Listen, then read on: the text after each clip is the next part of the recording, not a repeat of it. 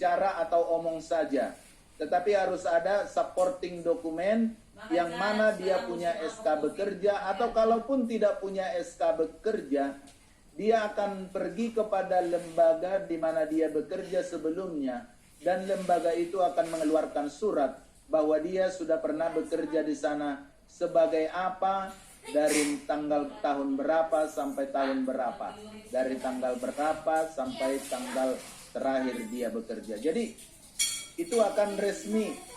Lalu itulah dasar kita untuk membuat, dan itu akan kita putuskan di Executive Committee, menyetujui untuk membuat service recordnya dan mention di sana siapa yang harus menandatangani. Apakah kita sebagai Executive Secretary? Kalau itu diberikan kepada kita tanggung jawab untuk menandatangani, kita harus cantumkan di samping tanda tangan kita itu Eksekutif Komite nomor berapa dan tahun berapa. Sehingga kalau nanti SSD bisa melihat bahwa itu adalah resmi, dan apabila mereka itu minta data-data, kita punya data yang harus kita sampaikan kepada mereka untuk mendukung service record yang kita buat itu.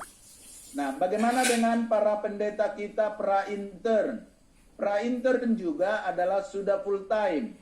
Kalau mereka sudah full time, tadi peraturannya yang saya sudah sampaikan, siapapun orangnya kalau sudah menggunakan 8 jam kerja per hari, kalau dia bekerja 5 hari kerja, karena kita sebagai orang Advent, disebutkan 5 hari kerja, atau kalaupun dia 7 hari kerja, dia sudah menggunakan 40 jam 1 minggu, itu harus kita buat catatan pelayanannya atau service record.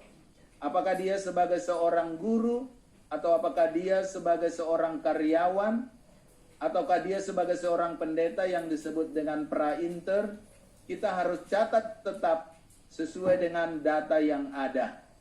Jadi di dalam service record itu sudah cukup jelas, ada di sana disebut part time.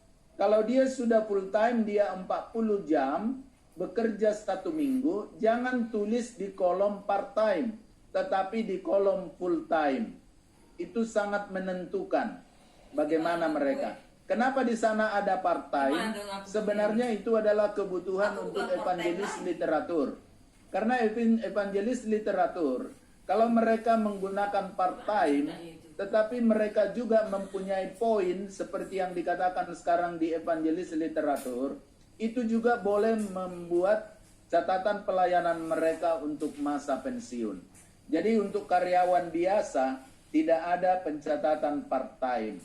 Tetapi kalau dia sudah full-time, itulah yang catat di dalam service record.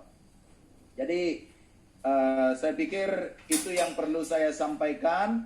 Kalau